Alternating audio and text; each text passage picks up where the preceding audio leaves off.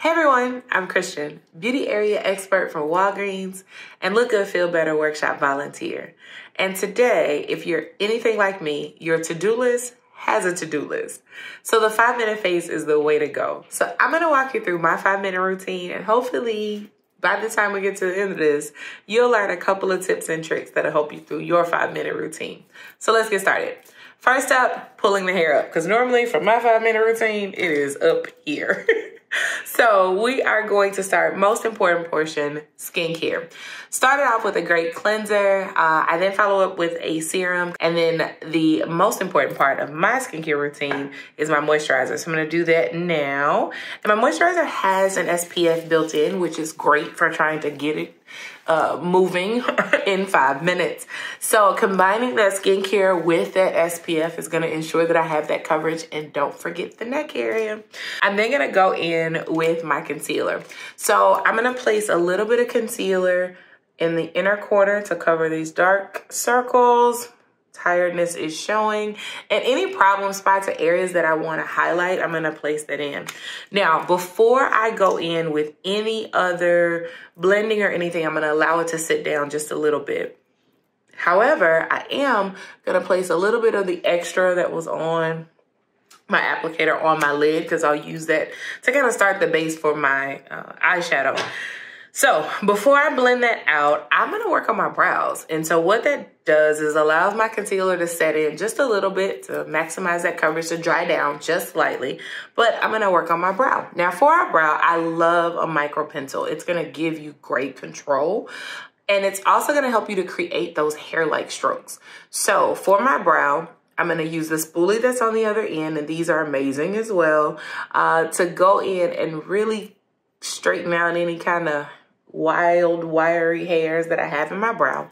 And then to know, where do I place my brow? Really simple trick. Use the side of your nose, the inner corner of your eye, and where your tool comes up to your brow lets you know how far inside, and I'll place a dot there.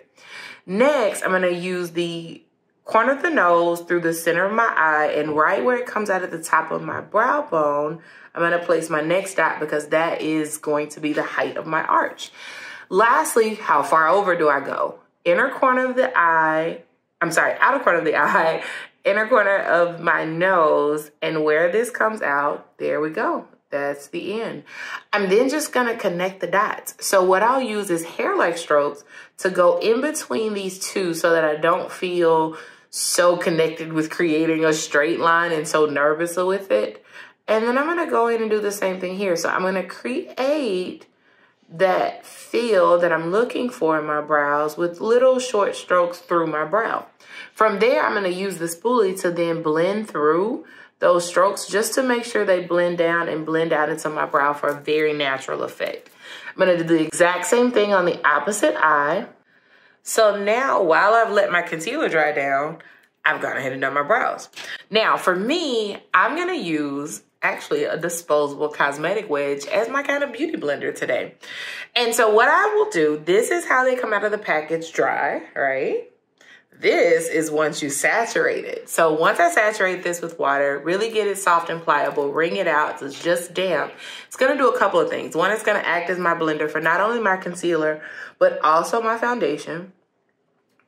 I'm also going to use this really, really soft, like a beauty blender, but by moistening that wedge beforehand, it's going to prevent it from just soaking up that product. So that water kind of acts as a slight barrier. And again, it's just slightly damp once you really make sure you wring all the water out of it. But all I'm going to do now is go along my face and really make sure I blend out all the areas that I apply concealer, and blending that down to get myself ready to go into my foundation. Now, I'm also, again, going to use this again. The foundation I'm using today actually is a skin tint, so it's pretty light coverage, but it is buildable. I also have some SPF built into this, which is great because, again, continuing with that sun protection, which is so important.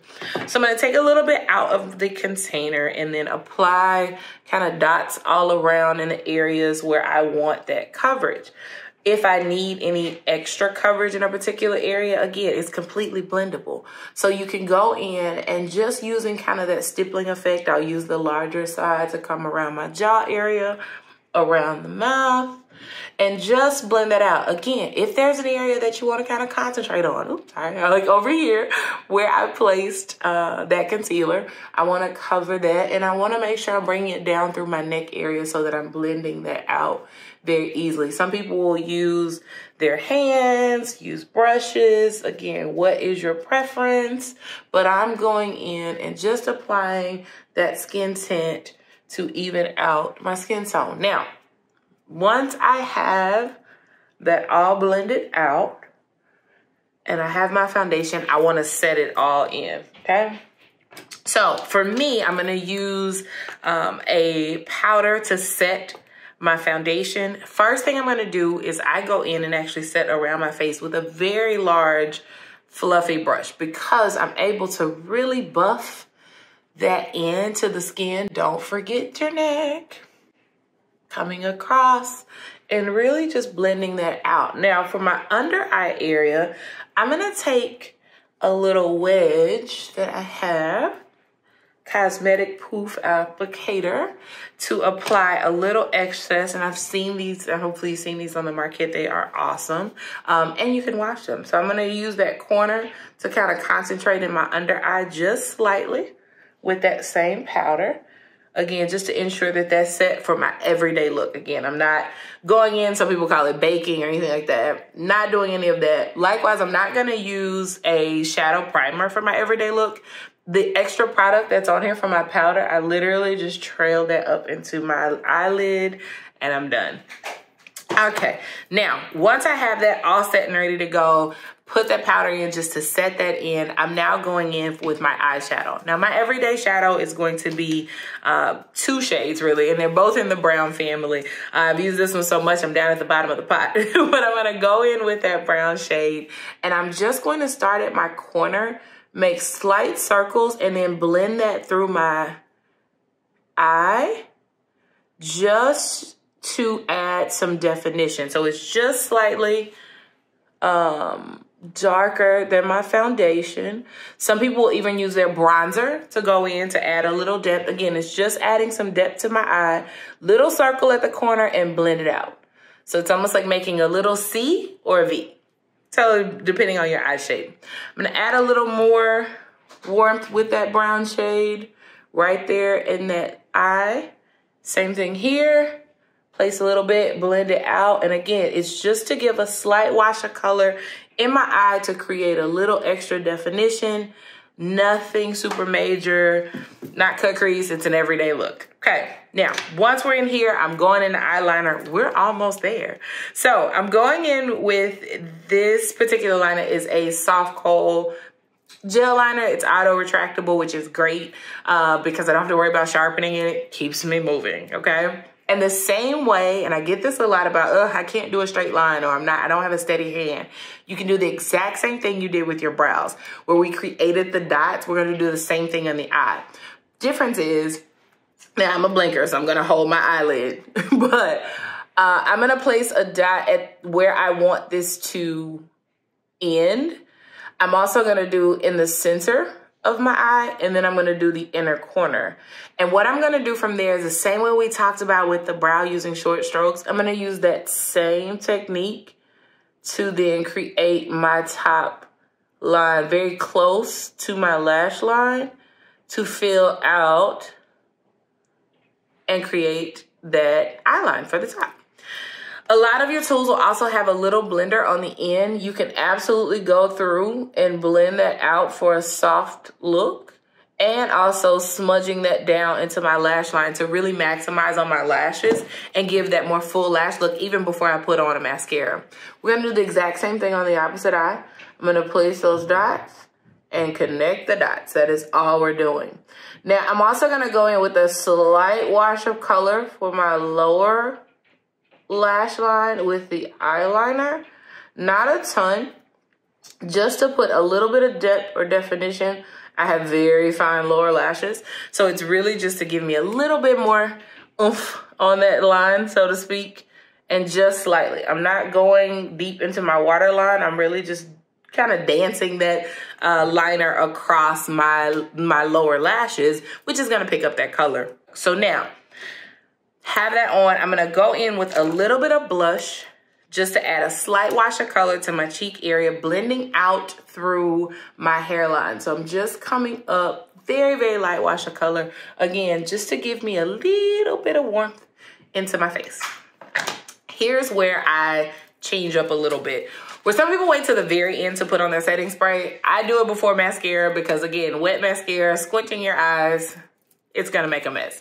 So I'm gonna come in and just to set all this down, settle your powder into your skin, your setting spray is so key. So light spray of this, feels so good.